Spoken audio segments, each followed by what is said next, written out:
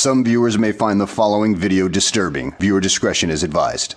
Hey everyone, welcome back to Board Games Unlocked, and Brad and I are continuing our top 100 games of all time for 2021. We are now in 80 through 71.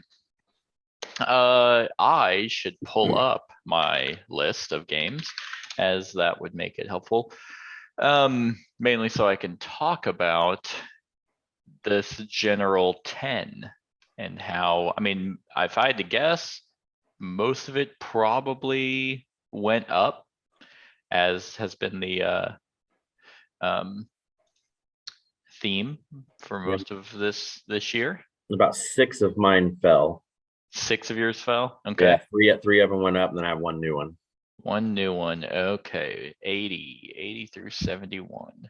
I just clicked on it, and what's funny is in 2017, number 80 was Defenders of the Realm. So how far I've come since then. Okay, this one is actually one of my more depressing ones. I have, looks like 1, 2, 3, 4, 5, 6, 7, 8, 9, 10. I have 3 new ones, and 2 went up, and the rest fell. Yeah. So unfortunately, this one's not as good. But just as we always say, just because they've fallen doesn't mean they're bad or we hate them anymore. It's for a variety of reasons, but mostly because they're kind of just dog shit games now. That we're just giving them their last final hurrah. Without further ado, let's get started. At I believe it'll be my number 80, and this is new to the list. This game actually sparked probably one of the more controversial games that came out in 2021. It's a brand new 2021 game, but I think it's fantastic, which is surprising because I hate its second edition, and that is Descent: Legends of the Dark. I am not a fan of the original. Well, I've never played first edition, but the second edition I really didn't like. Funny enough, it was the very first game I played in this kind of hobby games. And I'm like, man, I may not get into this. Then I tried Talisman, and lo and behold, here I am. But this has nothing to do with the second edition. It doesn't play anything like the second edition. This is a purely co-op hybrid game. And I say hybrid because out of all the app-driven games, I would say this is the one you actually need either a tablet or a laptop on. Like, you cannot use your phone because there is too much going on. This one, I think, struck a really good balance between that, though, because, yeah, while a lot of the stuff is done in the app, Fantasy Flight tends to do it a little bit better because all the managing of resources and leveling up and kind of video game-esque stuff is managed, but you still play on the board game and you use all the stuff, and that it's a really good balance, unlike what you and I found with like Destinies, where you don't ever have to touch the game because it's all so app-driven. This is not the case. But the reason why this one I felt sparked a lot of controversy is this is a very expensive game. Like retail, I think it's like $170, and I can't justify that. Even though I think it's a fantastic game, I wouldn't pay. I paid like $140. But you really just get cardboard, and so that's kind of, you're really paying for the app. But I love the story that it's telling. I love the interaction with the app. I love the characters. The characters do have some personality and depth. There's no voice acting, which there probably should be. There is kind of like, well, they'll say like their Final Fantasy sayings like, "Oh, we did it," and "Hurrah, team," and things like that. But in terms of dialogue in the app, they're not speaking. But yeah, I really enjoy this. I like the character creation. I like the video game-esque feel, and I'm excited to see what they do with it. Because it says Act 1, I'd imagine they made their money on it. So if they do a 3-act kind of overarching story, I'd be satisfied. So yeah.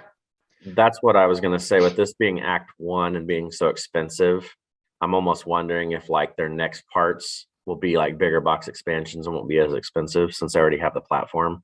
Yeah, that's interesting. No, I don't know, but Yeah. Yeah, that's a good point because if they just use this app and kind of like what Detective Modern Crime did, where they made like a website and all the expansions just go on that website. Um, yeah, that would be interesting if all you had to do if it was Legends of the Dark Act 2, and then whenever you go into the app or the website, you just click on it and you get to click which act you're playing. right. Yeah, I 'cause would most like that. I think because the in terms of components, you're not getting $170 worth. no, because it's all cardboard. That's what I was saying. Like, I think, like you said, the cost is a lot of the app stuff, Hmm. and I hope that the next couple of acts maybe are just $60, or Yeah. some have more cardboard and stuff added. But who knows? Yeah, that's true. I don't know. We'll see. But as of right now, this is sitting at number 80. I've thoroughly enjoyed the scenarios. They've been pretty unique. And the 3D elements do help. I mean, it's really cool seeing it all put together and how they have the different tiers of stories. So I like that. Yeah, this one's been a good one. I actually played it a few times myself. Oh, awesome. Well, good deal. Yes. All right. My number 80 is one that's been on my list a lot over the years. And this is the one that actually climbed a little bit. It was 80 2 years ago, 86 last year, and 80 now. So it Oh, kind of okay. hangs around. And that is A Touch of Evil Dark Gothic deck building game. Okay.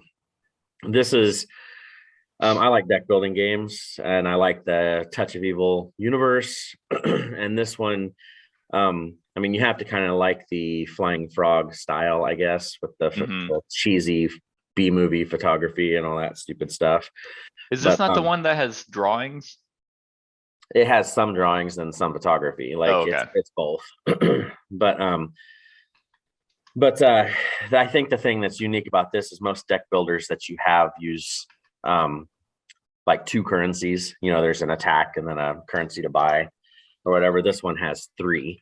So you're kind of trying to balance all three of those. It's like there's red, green, and blue. Red, I believe, is like the fighting or the combat. Green is like your sneakiness. Okay. And then blue is like spirit, and stuff like Gotcha. that. So, so different cards may need two blues and a green to purchase them, and so you have to place that. So it just adds a little more depth, and there's the three currencies instead of the two. The whole point of this game is you're defeating little monsters that come out in that little row, that pops out, and you're gaining artifacts and more allies and stuff. And the ultimate goal of the game is there's big baddies at the top that you're trying to get powerful enough to defeat. And Okay. once you've defeated them, then you win. It's a cooperative game. It can be played solo. And it's just, it's a pretty solid kind of under the radar deck building game. That I would say that if you do go and get this, there's an expansion called Colonial Horrors that Okay. I wouldn't say is a must, but if you're going to go in and get this, you might as well get Colonial Horrors because it adds a lot more monsters at the in-game monsters and stuff like Sure. that. But yeah, other than that, I mean, if you like Flying Frog style, go for this. It's a good one. All right, cool. Yeah, Flying Frog, they don't do anything else anymore. It just seems to be Shadow of Brimstone stuff, Pretty right? much. Pretty Okay. much. Okay. They still have those expansions for Fortune and Glory that have been talked about for 3 years now that hasn't come out yet and stuff like that. Yeah, I remember there was a guy who commented, I think on our last top 10, he was mentioning that he really likes Flying Frog, but for some reason couldn't get into Shadows of Brimstone. And I was like, well, it seems like that's the coolest one. I don't know what else. But no, they're super unique as a company. Like, even though people give them like shit on their B movie kind of LARPing artwork, no one else does that, and no one else pulls it off. At least the costumes do look good. It could be worse. Well, and it's their style. Like if you see that art, you say, "Oh, that's a Flying Frog game." I mean, they've kind of made themselves stand out, Yeah. All right, good deal. My number 79, yep, fell actually quite significantly It was 46 last year, so it jumped back quite a bit. This one, while still a phenomenal game, is one that I don't always want to hit the table because I'm usually not in the mood. But it will hit the table whenever the cooperative and solo expansion comes out, and that is On Mars. God, this artwork is so good. Ian O'Toole just kills it, especially with this one. Yeah, On Mars is another Vidal Lasarda game. It is, I'd probably say, his heaviest, next to CO2 is really heavy as well, but it's cooperative, so it makes it a little bit easier. On Mars is a game where you are terraforming Mars, and it has essentially two phases. You have the phase where you are in space, and then the phase where you're actually on Mars, and you can travel back and forth. You usually go back into space to get resources and technology that then in turn help you build specific buildings on Mars. Use your rover to go out and get little upgrades, and you're competing to basically terraform better than everyone else. I've said it since the beginning of playing this game. Even in the discussion, I talked about how this one just feels like it needs a cooperative element to it, because my favorite Vidal game is CO2, and that one is cooperative. So I was like, man, this would just be so rich if you could play this cooperatively. And now you can whenever the expansion comes out. It's like alien invasion, so he went a more mystical sci-fi route, which is cool. I mean, I think that that's a really cool idea to go with, making this cooperative. And hell, even when I did the solo variant for my run through, I did it with my friend Steven, and we just played it cooperatively, like him. And a lot of people were upset. They were like, oh, that defeats the purpose of solo. And I'm like, are you just mad because you don't have a friend to do this with? I mean, it's no different than playing a fully cooperative game and, two-handing it and calling it a solo game. So I just did the reverse. I had a buddy help me play solo. Because there's a lot. This is a very heavy solo game, and a heavy game in general. Still fantastic. If you love the sci-fi theme, the terraforming, and a rich, deep, thematic mechanical game, this is definitely one that I would highly recommend, and that is On Mars. All right. Well, my number 79 is a game that was 89 2 years ago, 46 last year, and went down to 79 this year. And it's probably just because it hasn't been played a whole lot, because I've been playing its other theming of this game, and that is 51st State Master Set. I'm amazed this is even still on your list. It's a good game. I mean, I don't doubt that. I've really gotten into Imperial Settlers a lot more this year. Imperial Settlers or Empires of the North? Imperial Settlers. Okay.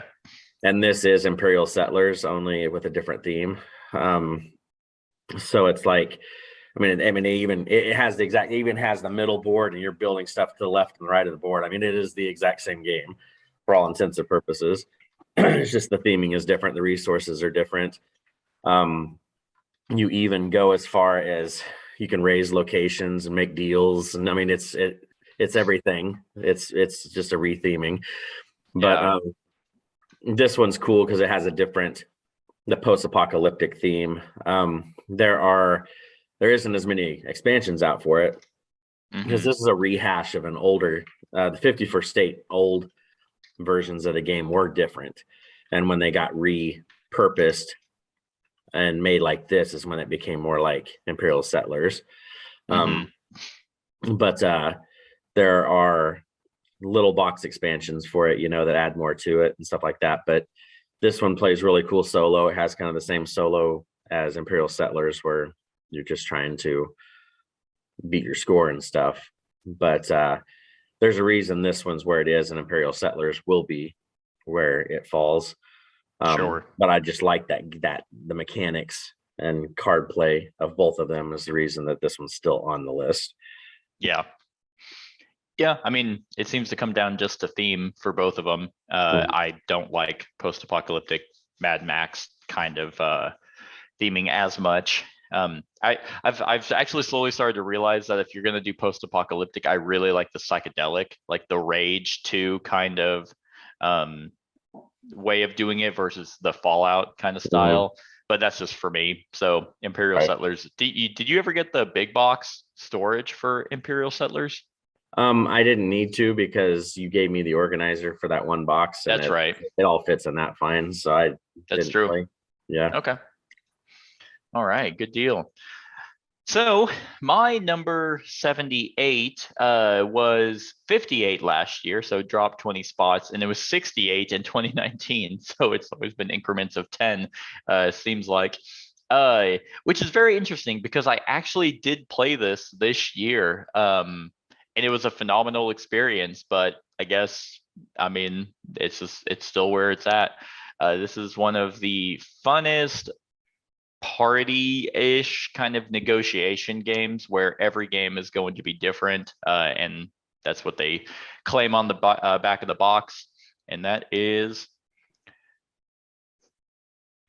Hey, Sure? so nope. That what I was talking about was my 77. But this one is well, this is different every time you play it too. It's not This is a hell wrong. of a party game, man. It's so much fun. I'm partying by myself. I totally skipped it. That's so funny. It's blatant. So how I organize my top 10 list is I color coded, and new games are yellow. And so this should have been right in front of my face. Hey, this is a new game to the list. It wasn't. And it's a solo only game that kind of replicates Space Invaders. And that is Under Falling Skies. That's so funny, dude. I thought that this PowerPoint was super messed up. I'm like, oh no, there's a game missing. Under Falling Skies is a wonderful game that you actually had told me about, and you let me borrow your copy before I went out and got my own. This one is just so good. Like, it replicates that alien like coming down and attacking each city. Whenever you do the campaign, I mean, it is what it is. It has some comic strips. The art is very colorful. I like it a lot. But you basically kind of shuffle two cities, two special ability people, and then two missions. And so you have two piles, and then you just pick one, the other one goes away. So you do have some replayability with the campaign, different combinations of abilities and city abilities and missions. And as in the campaign it goes on, you can bring back people you didn't use or you used before, and then they upgrade. But this is a dice placement game where you utilize dice to activate different areas that either increase your scientific track, which is what you're mainly trying to do because that's how you win, but also activating guns to shoot spaceships. And it's just extremely tight of a game. Like, I haven't had a game where I completely either get dominated or where I dominate. You know, it's always kind of come down to the wire. And the way that the lab boards, like how your excavator kind of goes, can be different because you can flip them and then have different combinations. So there'll be times where you're like, oh, I need to get an 11 in the science thing. Well, I obviously can't do that with a 6. So then you have to move that to be able to get the double science to do. And so while also managing all the ships that are coming down to attack you, it's so good. So but apparently not good enough for me to see it and remember it. Yeah, that's my number 78, Under Falling Skies. Yeah, it's a good one. It's a great solo game for sure. Yeah, this is one, and I don't keep like solo only games very often. Like, I liked Hostage Negotiator, but whenever I played the career thing, I was like, okay, I've seen it, and I got rid of it because I never wanted to play it again.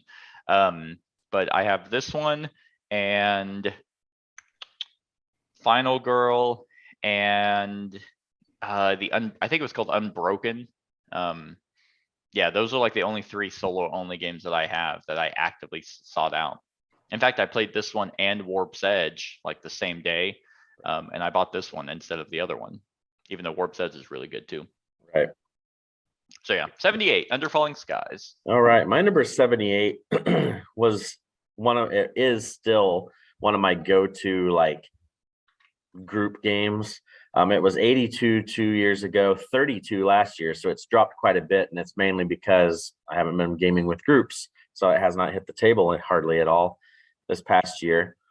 And that's Eggs Empires. Okay. This is one. I mean, it'll probably always be in the top 100, whether it just depends on when it gets played and stuff like that. This one plays really well if you're running the 5 to 6 players for it. It's pretty much just everybody has the exact same deck of 10 cards numbered 1 to 10. The cards have different abilities, and then there's going to be these eggs that are out in the middle of the table with different victory points on them, and then some of them are going to be exploding eggs, which are negative points. And you're trying to you take one of your cards, play it face down, everybody reveals, and then whoever gets first choice gets to pick. So they'll pick obviously the highest victory point one, and then it all goes down, and then you may have to take the negative exploding eggs. So there's a little strategy and just guessing, but it's not a serious game by any means, because like one of the cards she's a 9, which is a really good high number to be able to get your first choice. But if anybody else plays that same card on that turn, then they all cancel each other out and nobody gets to pick anything. And so it's just one of those it's a simple game. There's a couple like mini expansions for it that add like set collection and stuff to it, but this one always does really well, and it's a super fast game. And it's just one that'll always be up here because it's probably my favorite of this style of game and everything. So we played this once at 3, and I felt like it definitely needed more. It's 5 to I wouldn't go below 4. I mean 5 and 6 is probably about the best. Okay. All right, good deal. Hey, you remember that game I was talking about that was a party negotiation game? Yeah, that is my 77. So that was 68 in 2019 and 58 last year and fell. And yes, I played it this year. And that is, please be the right game, Cosmic Encounter. All right, there we go. I don't know if this is necessarily a party game, but it's kind of in between that. Definitely do not take this game seriously because you will have a bad time. Beer and pretzels is probably a more accurate term. This one is where every single person has a alien race that breaks the game in some way, and there are 250 plus if you have all the expansions. I know they have a reprint of this, and I didn't bother because I'm like, okay, they're not going to keep releasing expansions for it, so it might just be a sexier, glossier version of the base game. But yeah, so you have a hand of cards, and there is a deck, the Destiny deck, that will have everyone's color, like so, shuffled in. So you don't get to choose who you attack. So you draw on your turn, you draw that, it'll tell you a color on who you have to attack. And then you can negotiate with them, you can negotiate with other people to have them help you, or the defender can have them help them. And it kind of comes down to you send a number of ships to try and take their planet, and then you play an attack card or a card that will modify your score. Whoever has the highest score wins. And first person to claim 5 planets wins. But that in and of itself is not, that's whatever, that's just the game itself. But the true, like, where this game shines is with all of the alien powers and how they interact with one another, how much negotiation power they give, how much attacking power they give. There's just so many that are amazing. And I mean, with 250 plus, not all of them are going to be fantastic, but more often than not, you're going to have some really good ones, and they're color coded. So like green is your easier ones to play. Yellow is obviously a little bit more difficult. And then red is more complex, but typically because they break the game in some way. But yeah, at my bachelor party, I played a what was it? a 5-player game. Yeah, I think it was a 5-player game of this, and everyone's powers were just radically just amazing. And then the way that the game win or works is you can actually have it to where multiple people win just through using player powers and cards. Yeah, and it was an awesome experience, and it's very easy to jump into, I think. And they have a lot of modules you can add. So I highly recommend this. I use a randomizer. I think there's an app or a website that you can jump onto to decide who's getting what in terms of alien races. That's what I do. Really, what you're supposed to do is everyone has a flare card specific to their alien race, that if you get your own flare card, it just makes your ability that much better. You're supposed to shuffle those and give people two and they pick one, but nah, randomness all the way. So that's my 77. Sounds good. I've never played that one. I don't know if you would like it. I think you would. You would probably have a good time. Like, but and this is 5+. I think it goes up to 8. Is you can play with 5 to 8. Anything within that range is really good because everyone's engaged the entire time. So like whenever, even with 8 people, even though 2 people are really the only ones attacking each other, you can, I mean, you could side with the attacker or the defender, and you can play reinforcement cards to assist as, and some people have abilities that they use if they're, an ally. So everyone's engaged. It's not just like, oh man, doing nothing until my turn. So it's really good with a lot of people. Alrighty. Well, my number 77's been on my list for a long time, but it's been falling. It was 25 2 years ago, 37 last year, and it's 77 this year. And I can only attribute that to it just not getting played right now for one reason or another. And that is Elder Sign. Okay. Like I said, I don't know why it fell so far. I mean, this is still a great solo experience and cooperative experience with the Yahtzee dice mechanic and everything. Base game alone is a little weak, but if you start getting if you get those the last like 3 or 4 expansions that they put out, they add a lot more theme to it and a lot more story to the stuff. Okay. But you're pretty much just doing what you normally do in these Cthulhu style games, as you're trying to shut the gates and defeat the elder god, before all the doom tokens come out and the world is ended and all that crap. Yeah. It's there's a lot with this game. If you have everything for this game, there's a lot of stuff, a lot of little chits and a lot of this and that. I have that one, the wooden like museum style storage box, right? I don't know what company, Broken Token or whatever, but it looks like a museum on the outside, and you lift the lid and it has all the storage stuff in it. Mm-hmm. But no, this is a good one. It's like I said, that the base game is kind of stale a little bit, but once you add those extra expansions that add the story, it starts to really sing. But yeah, I mean, I don't even know if them, because I think they're done making stuff for this game. Oh yeah, without a doubt. That the last the expansion, Mummy one, I think, was the last one. I want to say which one? Mummy, or like the Egypt one, probably. Moments of the Pharaoh. Yeah, that came out 3 years ago. So yeah, I think that was the last one. So I think they're pretty well done with this. But you never know. What's interesting, unless my board game geek is like fucking up. Okay, I think it is. Because it was showing 0 ratings, and I'm like, this game is 10 years old. There's no way this isn't rated. Yeah, I see that too, because I have mine pulled up right here, and it doesn't have any ratings on it. Okay, I'm like, maybe everyone deleted it. I've only played the base game of this. It was, I mean, let's see, because I had Arkham Horror 2nd Edition, and I'm like, I don't see the point in this game, besides obviously it being significantly shorter and simpler.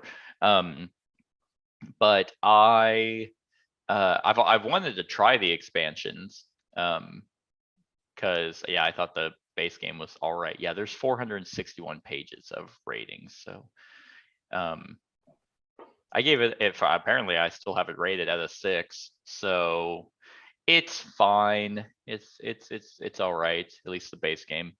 But honestly, if I'm gonna play any kind of game of Cthulhu, it's either gonna be Cthulhu Death May Die, Mansions of Madness, or Eldritch Horror. Yeah, and I agree with that. I think the main reason this is up here is because of the simplicity of how long it doesn't take super long, and Yeah. it's easier setup, Yeah, but apparently you're saying the expansions had a story, and it's like, well, Mansions of Madness also has a story. Well, no, it does. I mean, but if you just like the simple dice mechanic type thing where there's no minis, you're just kind of I gotcha. it takes up less space and Yeah, less yeah, that's footprint, Yeah. Yeah. Also fits everything inside the broken token crate, unlike Mansions of Yes. Madness. Yes. Ugh, God, that makes me so mad. Anyway, all right, good deal. Now I just have to double check I'm on the right track. So my number 76 should be a fantastic tile laying cooperative thematic game. Last year it was 66, so fell 10 spots. And the year before that it was 62. And that is Subterra. All right, good deal. Good deal. Yeah, Subterra is so good. It's a game where you play as adventurers or explorers, I guess, that are going into a cave system, or you go in or you fall in, and you're trying to I'm not sure. I don't know, but you're in a dark cave and you're trying to find the exit, and you have a stack of tiles, and kind of like the Euro game, The Cave is you'll, as you move out, you will flip a tile over, and it can have a variety of conditions of poison, gas pockets, water, tight squeezes, cliffs, and things like that. So and you're trying to, or even monsters like monster nests, and you're trying to not die, and everyone has a special ability. If people lose all their health, then they just get knocked out, and then you can go heal them. But the thing about this game that is, I mean, it's tense the entire time because everyone's trying to explore out, and you all have to escape unless everyone dies. But one of the coolest things about this game, and the more tense aspects, is that when you're like, if your deck of stuff runs out, you have to basically roll a die to see if your flashlight stays on, and you have to roll a certain number to be able to keep going before your flashlight runs out and you're stuck in the dark, and then the monsters grab you.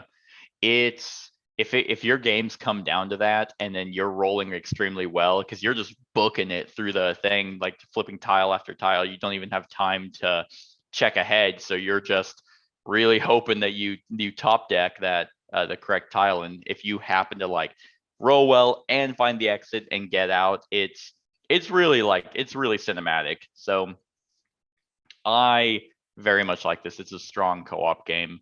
And I have played the second one. I played the prototype at Gen Con like 3 years ago. Different kind of game. It didn't have the same feel as this one does. So I'll be interested to see how it comes out, or how it feels whenever it does come out. So if you're looking for a really, and what's funny is there was a game that came out this year. Knight's Cage. Yep. Very cool theme. Yeah, it reminded me of this, but with like a Kingdom Death theme, which is cool. Like the theme, Knight's Cage theme is really cool with like the candle and monsters. But I was like, I don't want to spend like $100 whenever I have this, because it felt exactly the same.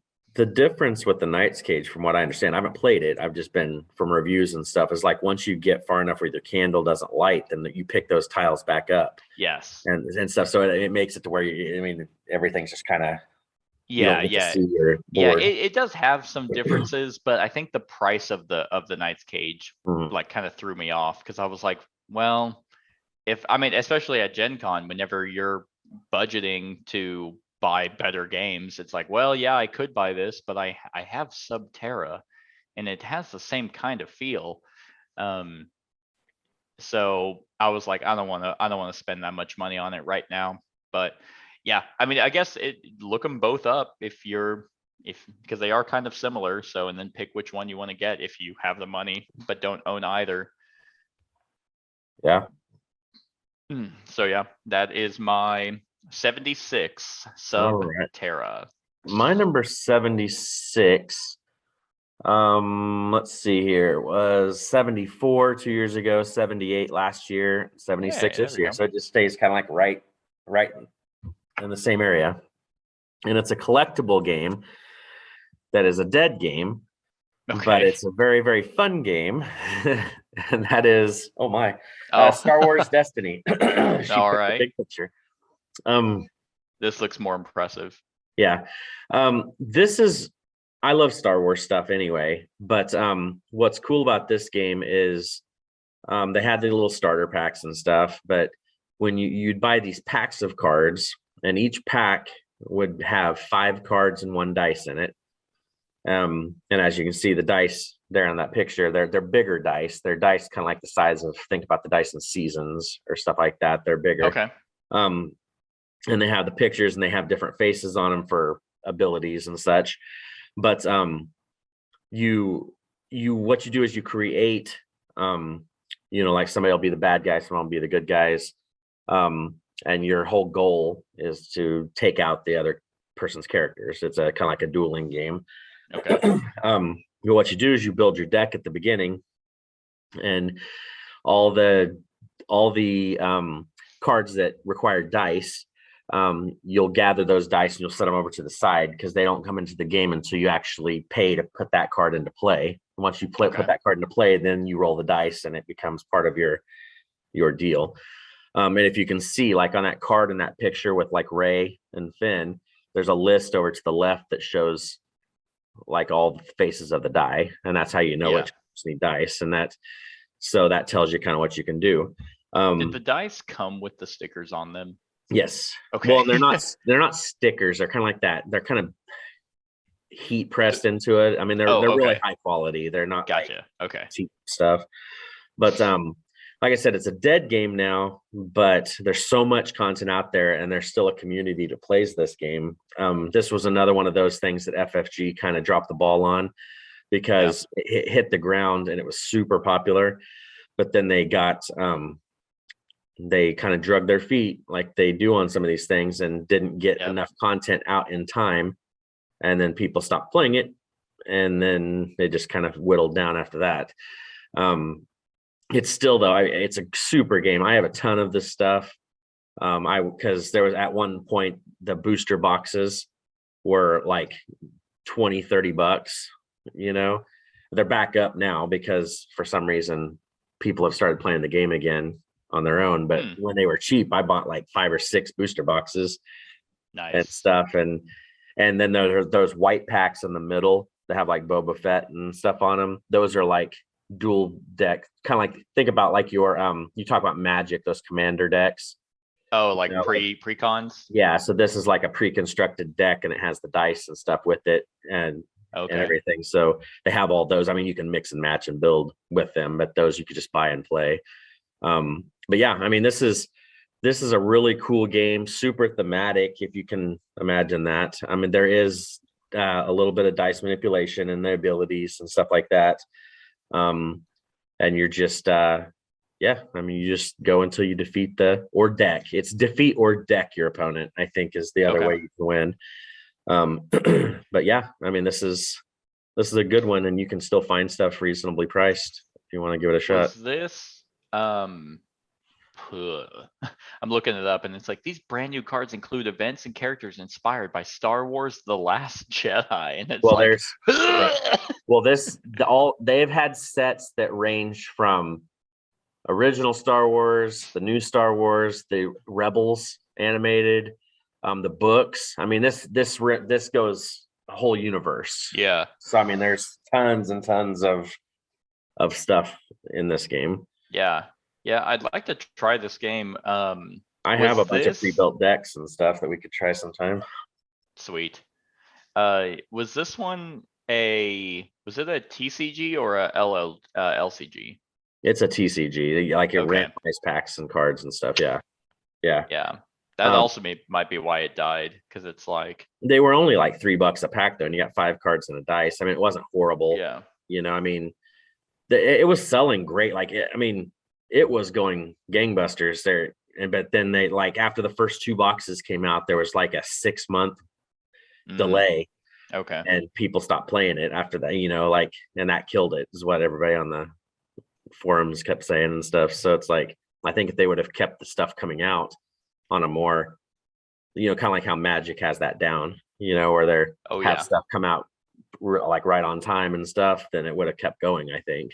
But Yep. it just kind of failed. Interesting. All right. My 75 is my last new one on this list. I don't think it's a game that you didn't show it to me, but you did, I think, mention it at one point before I finally got all my stuff in. I'm currently doing a tournament on my channel for this, and that is Dice Throne. Not necessarily season 1, but all this, season 1 and 2 combined. This is a phenomenal 1v1 kind of game where you play as one of these heroes, and you are essentially playing Yahtzee, using dice to be able to activate abilities to try and defeat your opponent. Everyone starts with 50 health, and in both seasons there are 8 heroes, so you have 16 total, ranging from, this is a monk, a pyromancer, a paladin, a shadow thief, barbarian, and moon elf, and they all play completely different. It's very, very simple to learn this game, and basically what you do on your turn is you have dice that are special to them, to the heroes, and then you roll them and you try and get certain combinations to activate a variety of abilities. That in and of itself wouldn't be interesting enough for me to like the game so much, but because every character has their own unique deck of cards, so you're using cards and dice at the same time. Dice or cards can be used to upgrade abilities. Some of them are just natural abilities, other modifiers to certain attacks.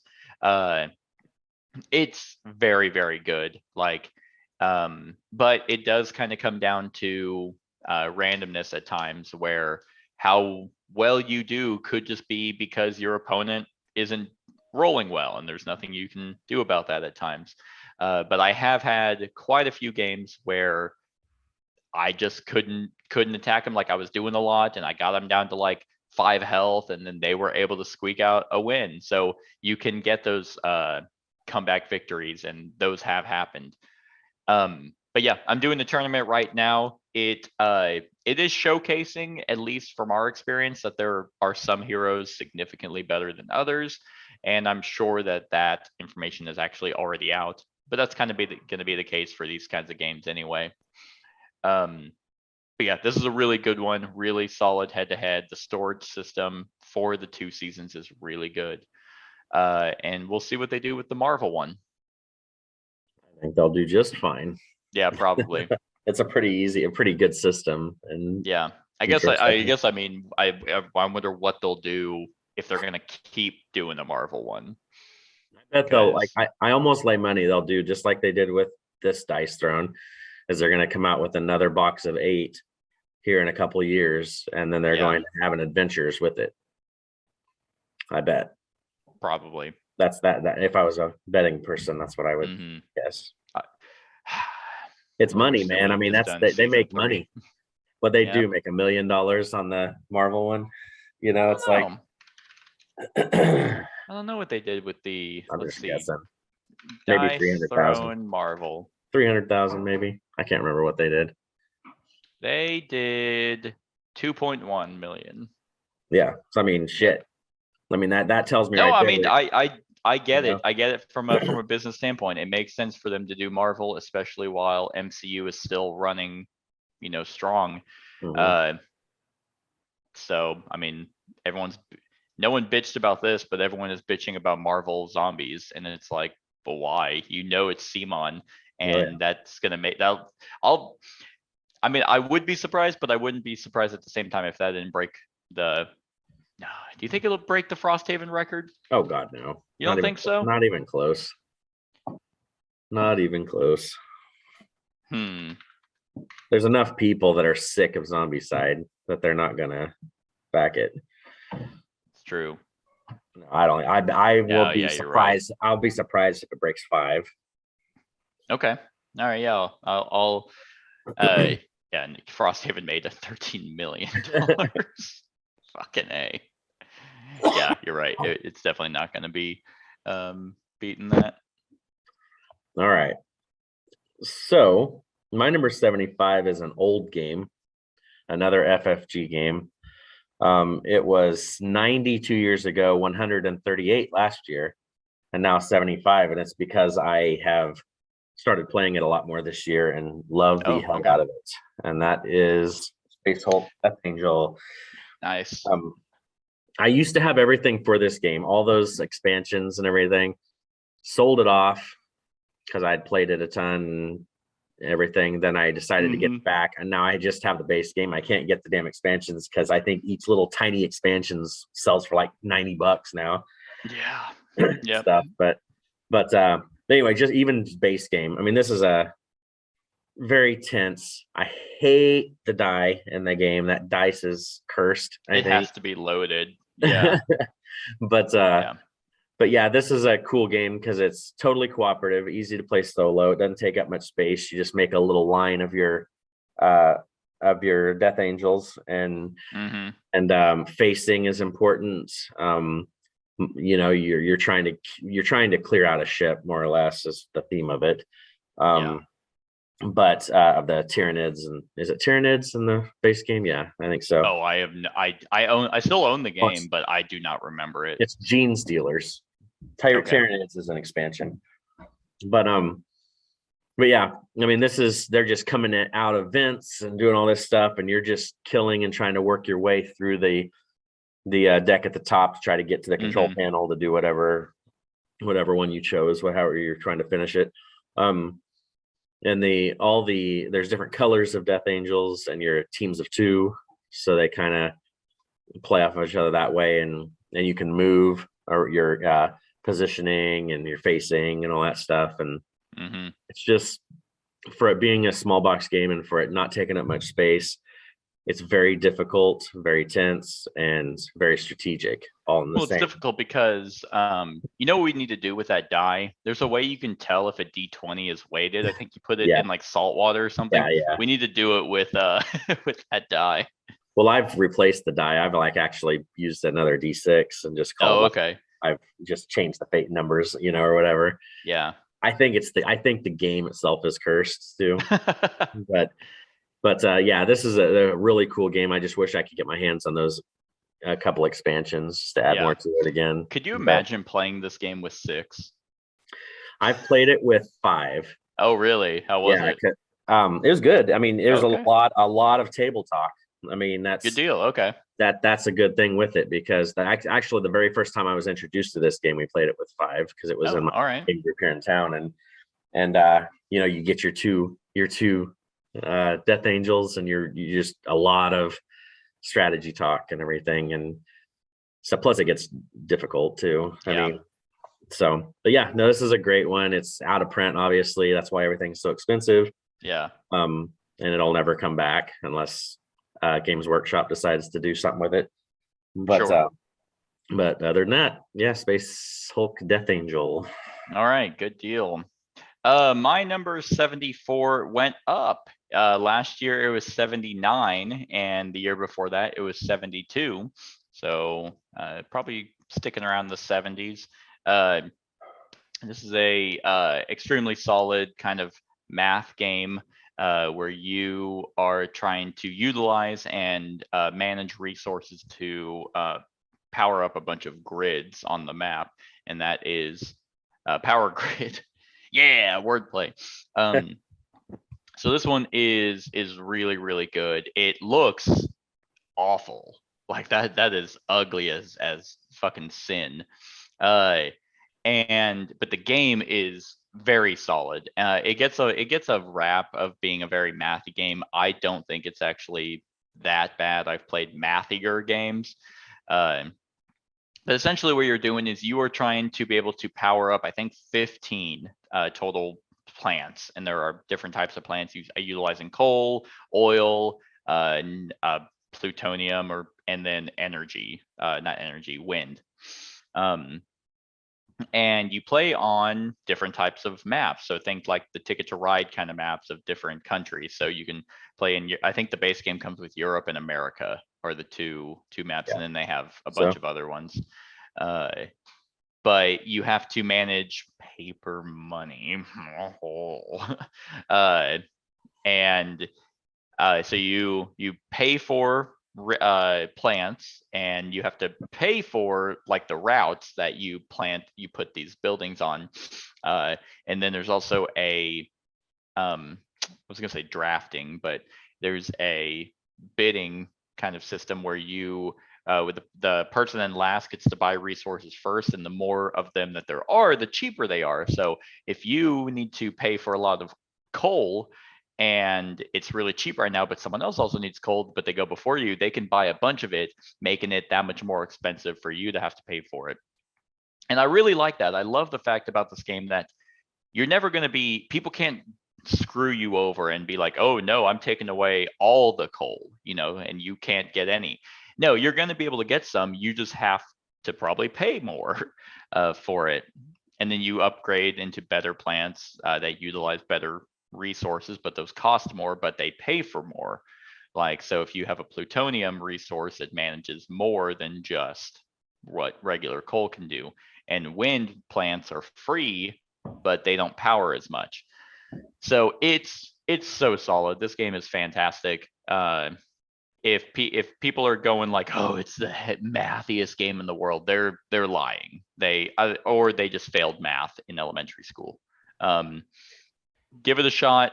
It's extremely solid. So that's my 74 Power Grid. I think back when this game came out is where it got that mathy stigma, because the games nowadays are more complex. A lot of them are more mathy. So that's true. I think that's one of the reasons. Yeah, that's a good point, because it came out, hey, this one's not rated either. I think BGG is broken. BGG's down. That's why they're raising money into that fundraiser, because their site's crashing. Oh, okay. Oh, we gotta give them money now. Yeah, this came out in 2004. Yeah, so I mean that's almost 20 years. Mm-hmm. 18 years. I mean, so yep. I'm guessing you're not good at this game. Oh, I actually like this one. No. I used to have it. I played it some, and then and everybody I played it with didn't care for it, so I ended up getting rid of it just because. Yeah. No, I was joking, because you're like, it's almost 20 years, and then you're like, wait, never mind, it's like 18 years. So I was making fun of you not being able to do math. But gotcha. That was the joke. It wasn't a good joke. I had to explain it, so therefore it sucked. But yeah, so there's my 74. All right. Well, my number 74, you mentioned earlier, it was 77 2 years ago, 43 last year, now 74. So just kind of bouncing around. It'll be interesting to see where this game falls once the Kickstarter comes out that kind of re-implements this game a little bit with a different theme, and that is Defenders of the Realm. Oh, okay. I was like, I didn't mention that, but yeah, I did at the yeah. But yeah, this one still good, shows its age obviously, but it's still a fun, nostalgic type game. Have a lot of fond memories of this one. When Freedom 5 comes out, I'll be interested to see if it pushes this one off or not. I know it's not the exact kind of game, but it's going to be similar. There's a reason that Defenders of the Last Stand isn't on here and this one is. There's since they're being fairly similar. Yeah. This one, we played it not too awfully long ago with the Dragons expansion, which was just bad.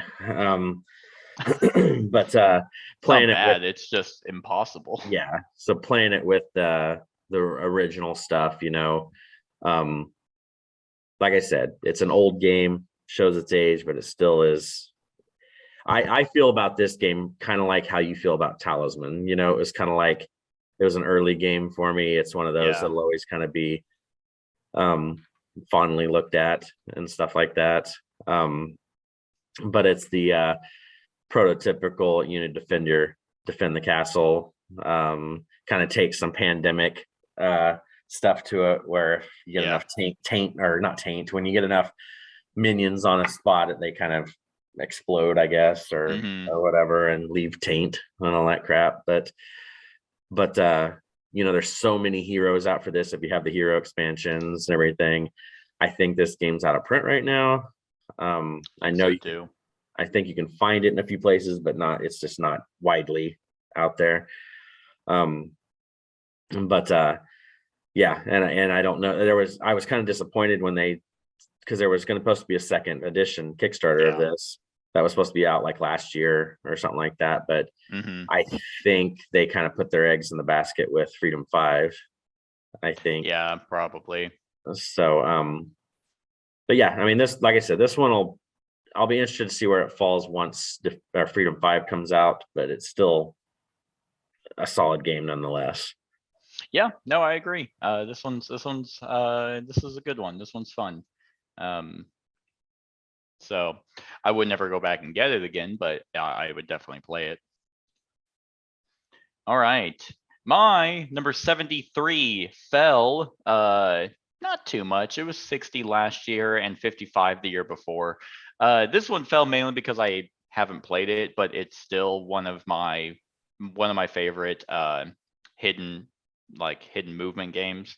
And that is Fury of Dracula. I have the Fantasy Flight version, so I'm cool. But the one you'll find is by WizKids. This is 3rd edition technically, but one person plays as Dracula, the other people play as people from Bram Stoker's Dracula, Van Helsing, Mina Harker, and then the other guys that no one remembers. Preston, I think is one of the guys' names. Anyway, so Dracula has a starting location, and he has a track of 6 spots. And then so he has a deck of all the locations, and basically he moves from location to location, setting like traps of bodyguards or vampires. And basically his goal is to gather 13 influence. And he gets a bunch of influence if vampires fall off like the track. Basically they've matured, and now that he's rampaging and everyone's aware of Dracula, and he takes over Europe. The other people, the other 4, are trying to find him or those vampires and kill them so they don't mature, and then find Dracula and kill him. That is basically the only 2 ways to win. This is one of the best hidden movements because it has, in every game I've played, it has such a cat and mouse kind of feel. Even because of Mina's ability, you shouldn't ever be completely lost when searching for him. You should always be able to find the trail, because Dracula can't backtrack. Like if he goes to Munich in one spot, he can't go back to Munich until 6 turns later. So if you find the fact that he was in Munich, then you're basically like, oh, okay, well now we kind of have a direction that we can go. Mina's ability, when she's with another investigator, can basically pick a continent or a section and be like, are you in this section? And that is extremely powerful because you can almost use that immediately. Not quite, it does take a little bit to do, but you can do it. And even whenever they find Dracula, if they find him because there's a day-night system, if they find him in the daytime, he's a little bit weaker. Nighttime, he can fight back. And I like that versus just running to a spot and be like, I want to capture here. Oh, you lose. Dracula can fight, and he gets weaker. He has to go back to Castle Dracula to heal if he wants to, but damage typically stays. It's so solid. If you love like the Bram Stoker's Dracula kind of theme, this is definitely the game for you. And if you're playing as Dracula, I would recommend playing with his special abilities because he has those like thematically. But if you're playing with a bunch of new people and you're new yourself, don't do it. But I do believe Dracula is significantly hindered when he can't use them. Yeah, the one time I played this was with you and Kat, and you were Dracula without his abilities, and Kat and I crushed you. Yeah, it's embarrassing because it's like, oh wait, there's a guy. I think that's Dracula, and you just fucking beat him up Yeah. because he's like, wait, I can't turn into bats to fly away. Because he kind of needs those, as with every other hidden movement game. The person hiding has tricks up his sleeve. But yeah, this one's so good. I love it. But the only negative is that it is long. Like, Yeah. even if you're doing well as Dracula, it's a long game. So that can be a problem, as other hidden movement games are probably like half the time. Yeah. That's my 73, Fury of Dracula. All right. My number 73 was 44 2 years ago, was also 60 last year. Okay. And 73 this year. It is a game that has several types of themes thrown upon it. Whether it's Harry Potter or Star Wars or Marvel. I already know what stuff. it is. And that is Yep. Thanos Rising. This is the best of all of them that uses that kind of the same mechanics. The reason I think this one fell a little bit is because I haven't played it as much since I got the Star Wars one, and I've been playing it a little bit more as well. This is a pretty difficult cooperative / solo game. You're selecting a character, and you start off with their ability and card and stuff like that, and you're trying to recruit heroes to your team, and also defeating his Thanos's minions that are also around this like cog thing that's in the middle. But at the beginning, I believe it's the beginning of each person's turn, you roll the Thanos die, and it'll say whether he turns or stays the same or whatever. He'll rotate, and then he attacks that area, or all minions in that area attack. So you have to kind of go, because Thanos will win if he kills a certain number of heroes. So you have to recruit those heroes off of that central board before he kills them. So you're trying to heal them, kill them, do all this stuff. All the while, when he is doing stuff, he's also gaining. It's kind of cool because there's a infinity gauntlet board that sits over at the side, and there's these crystals of different colors, and he'll gain these crystals eventually when things are taking place. And as he gains a crystal, he gets even more special powers. And then once he gains them all, you're just kind of screwed. But pretty much. But this is a difficult one. Like, I played this a lot and couldn't beat it, and I think you and Kat came over and we beat it the first try. So yeah, well, what can I say? Yeah, I'm just really good. I think Kat's the lucky charm, though. She has to be, because she was the one that did Fire Team 0 too. We couldn't beat it. That's how we bought. Yep. Yeah. But, so she's 2 for 2 in games you can't beat, and then we come in and beat it. So it's a solid relationship. Her and I work really well together. So there you go. That's why. But yeah, this one's really cool. You know, there's all kinds of promo card expansions you can get for this. What's really neat about the USAopoly with this is, like, they usually give out these promos and stuff at conventions. Well, if you email, all you have to do is email them and ask them, and they'll send you for free you just have the promos, you know. So it's like, I have all these promos and stuff for it, and new characters and allies and everything. The Star Wars one's really cool too, but this one, I think that the mechanics of this game fits this theme better, you know, with the whole Infinity Gauntlet and stuff. I think that's why this one stands out as the best of them. But yeah, Thanos Rising, it's a good solid one. All right, cool. I wonder if you could email other companies and just ask for promos. Like, I wonder, it wouldn't hurt. You may have to pay for shipping, but the most they could say is no. And right. It's like, oh, all right. Okay, my number 72 is the last one that went up in this segment in the rest of the list. No, I did play this one. I believe it was this year. And last year it was 89. The year before that it was 41. And I always had a hard time debating or deciding if I like this game or Aeon's End better. obviously, as time went on, Aeon's End vastly, succeeded it. But this is a really solid area controlled deck building game with a really cool theme, and that is Tyrants of the Underdark. I actually think this got reprinted.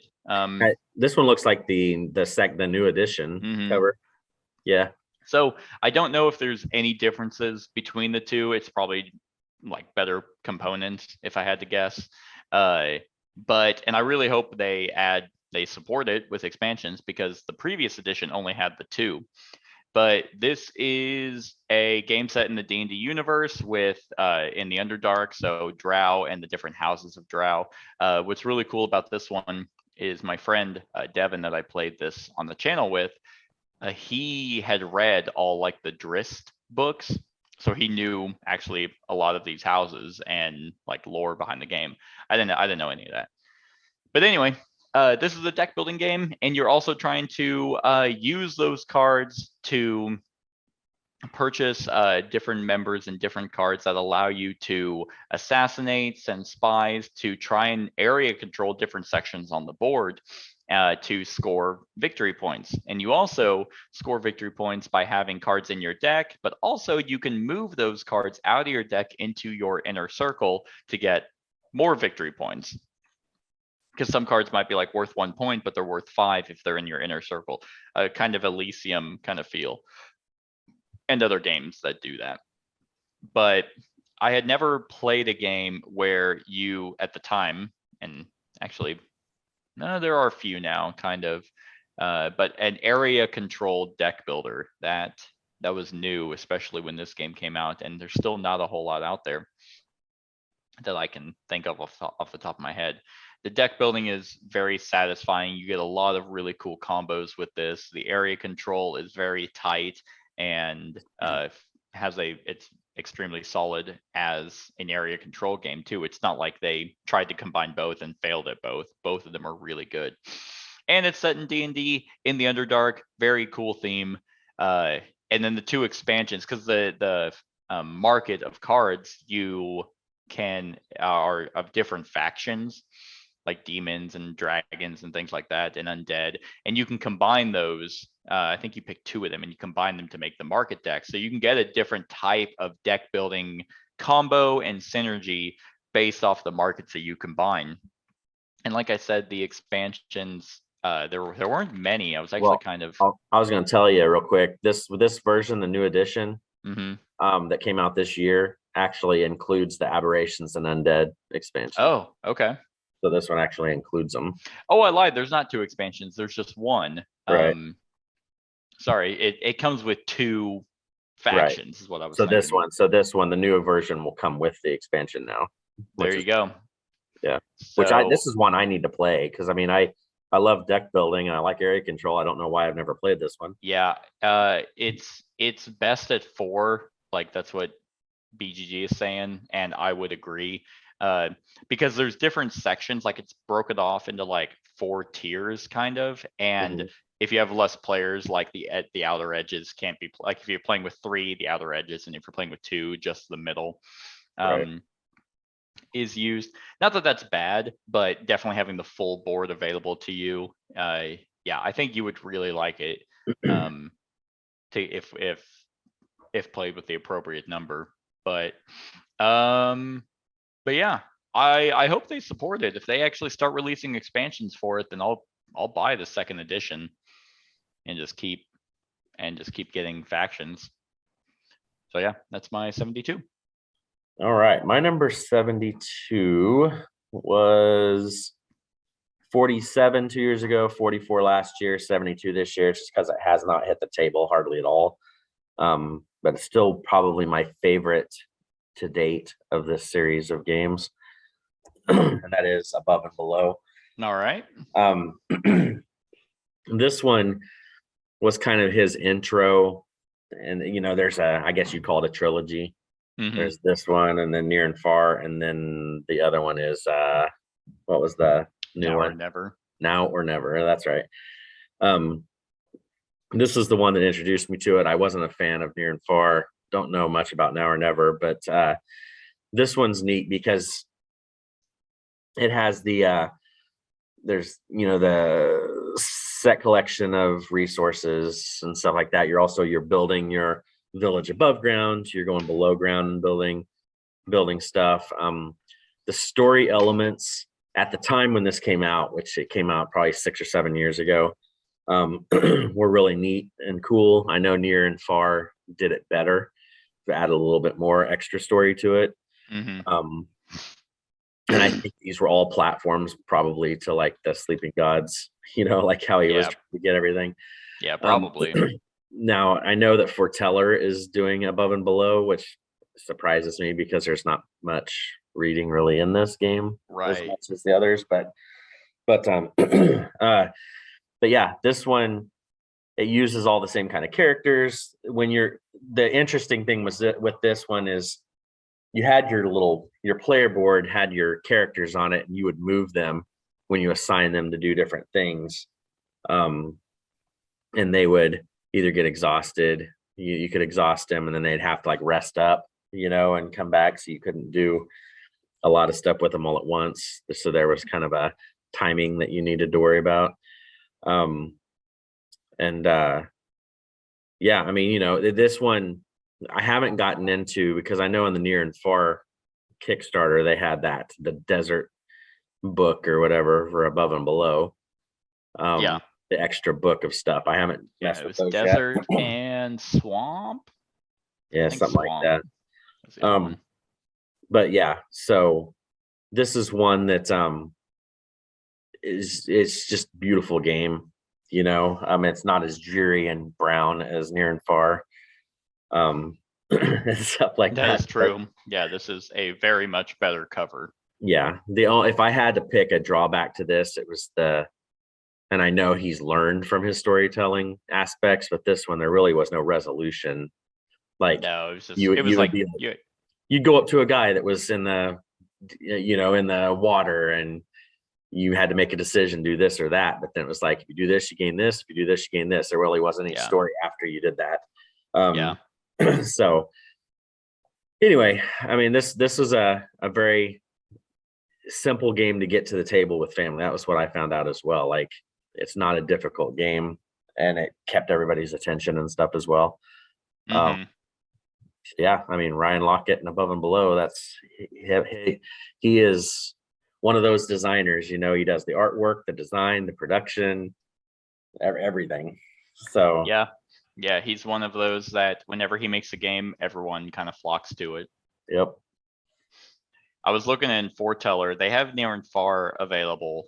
And so I clicked on just kind of one of them, and for, let's just say, encounter A, it gives you 2 sections, and it tells you like the challenge, so like skill 6 or skill 7, and then you pick that, and then you'll read it, or it'll of course say it to you. Interesting. So yeah, I'll have to give it a shot, but Above and Below I don't think is available yet. Yeah. So anyway, all right, Above and Below, I don't know where it'll fall next year. It's starting to kind of free fall a little bit, so we'll see. Yeah. All right, and 71, and the last one for this segment fell a little bit. Last year for me it was number 50, and the year before that it was 63.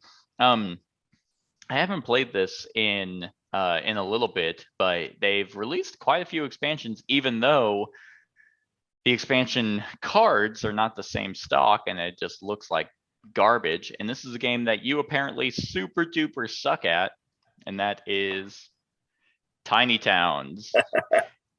Tiny Towns is a phenomenal it's not polyomino, but kind of sort of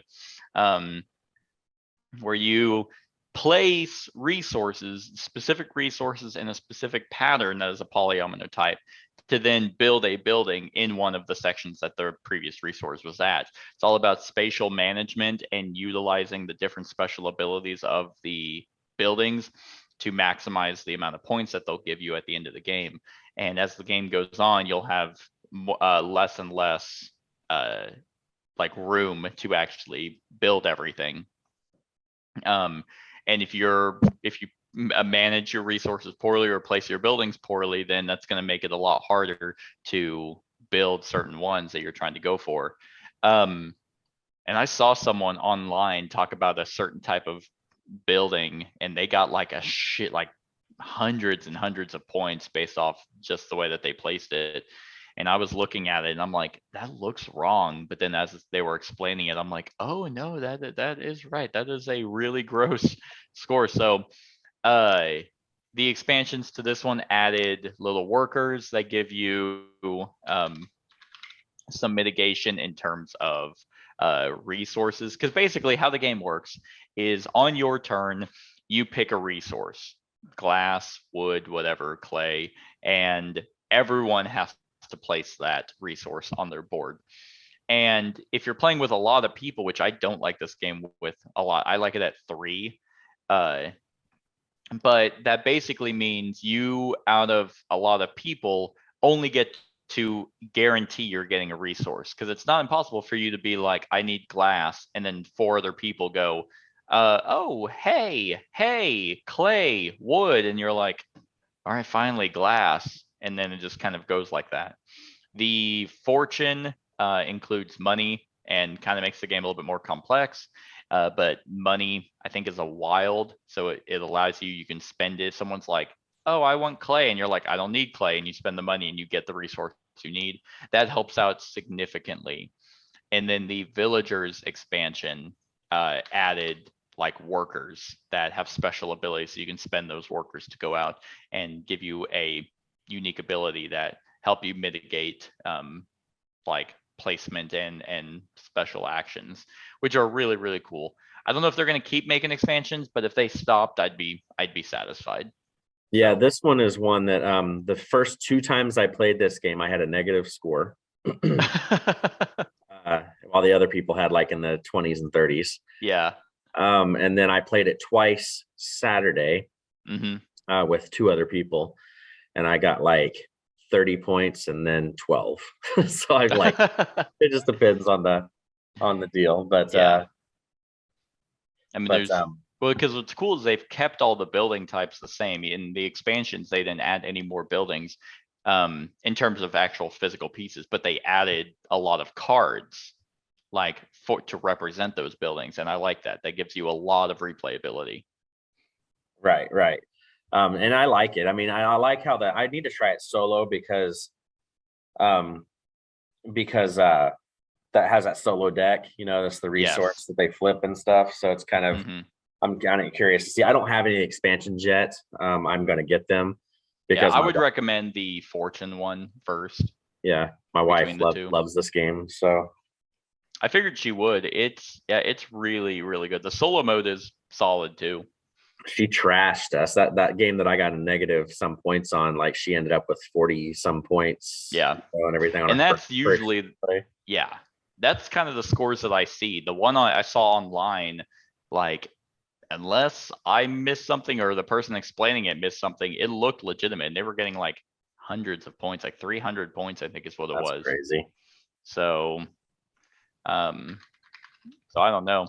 But it's a really good one. I think we gave this like a 9 and a 10. Cat loves it too. Hi, buddy. It's a good one for sure. All right. So my number 71 is my one new one for this list. Okay. You have played it. I showed it to you. Did I like it? I don't think you hated it. I don't know if it was like your favorite thing in the world. I can't remember what you rated it, but it's a pretty simplistic game. I mean, it's the first game in the family game line from Capstone Games. Okay. And it is Juicy Fruits. I can't remember what you rated. I want to say you did like a 6 or 7. I gave it an 8. Oh, you gave it an 8? Okay. Yeah. At least that's what I have on Board Game Geek, unless they messed up my ranking while their site's down. No, this one's fine. I just didn't do anything. And well, because you did what? I maxed out I went for the big points, and I couldn't move my market anymore. So I was like, well, I hope this works out. Yeah, you went for those, because what this game does is everybody gets their own island, and you get these. There's these resources. It's kind of hard to explain. There's a little grid, and you have these boats on the outside of your grid, and then you have these fruits that set up in the middle, and you you kind of move the fruits as far as you want to until it hits something, or you don't even have to go all the way if you don't want. And however many spaces it moves is how much of that fruit you gain. And then you can spend those fruits to send them off on boats, and then that opens up more space on your island.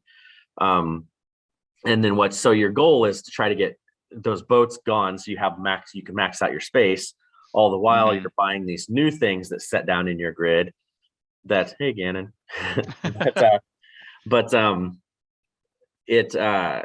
There's some things you can buy that maybe give you, there's 2 different fruits on the deal. So when you move it, if you move it 4 spaces, you can pick any combination that totals 4 of those 2 fruits.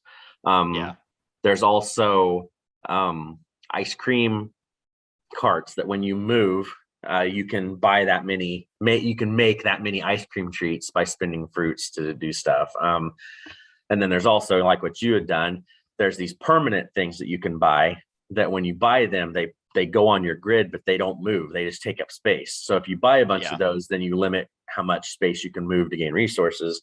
They're worth victory points. I mean, I think you still end up winning, even though you bought all that stuff. But yeah, and there's 2 different ways to play it. There's the base way, it's just like that. And then there's also a juice factory board that you can play with that adds just a little bit to it.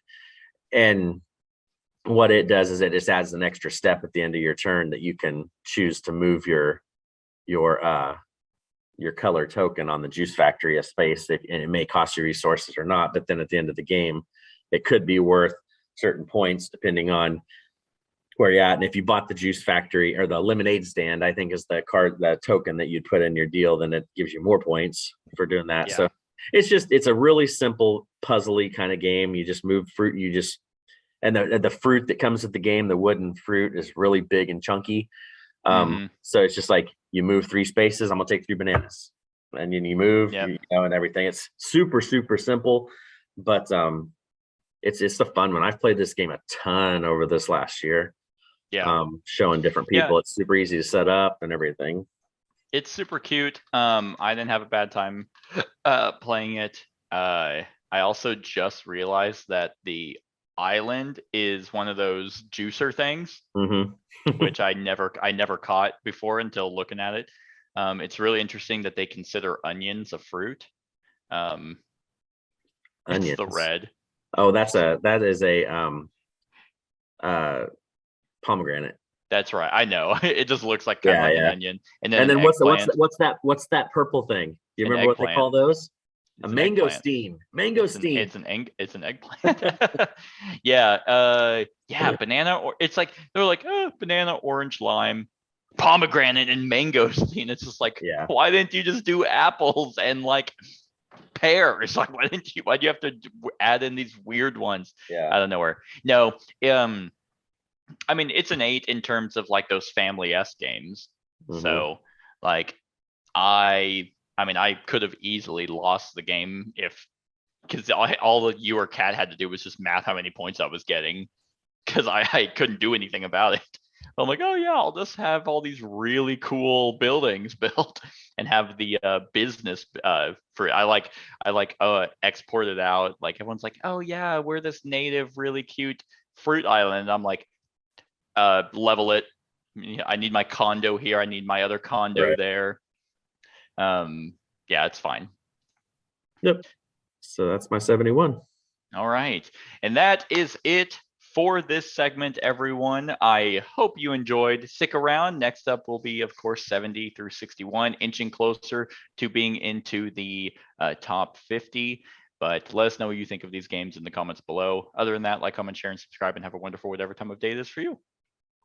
Hey everyone, thank you for watching, and I really hope that you enjoyed the video. If you would like to see more of my content, go ahead and click that subscribe button and the bell to be notified whenever I upload any new content. If you feel like supporting the channel, you can go ahead and click that Patreon link to be taken to my Patreon, and any help is truly appreciated. Other than that, stick around for any other run-throughs or reviews or cool top 10s or whatever I feel like putting on. Other than that, like, comment, share, and subscribe, and have a wonderful whatever time of day it is for you.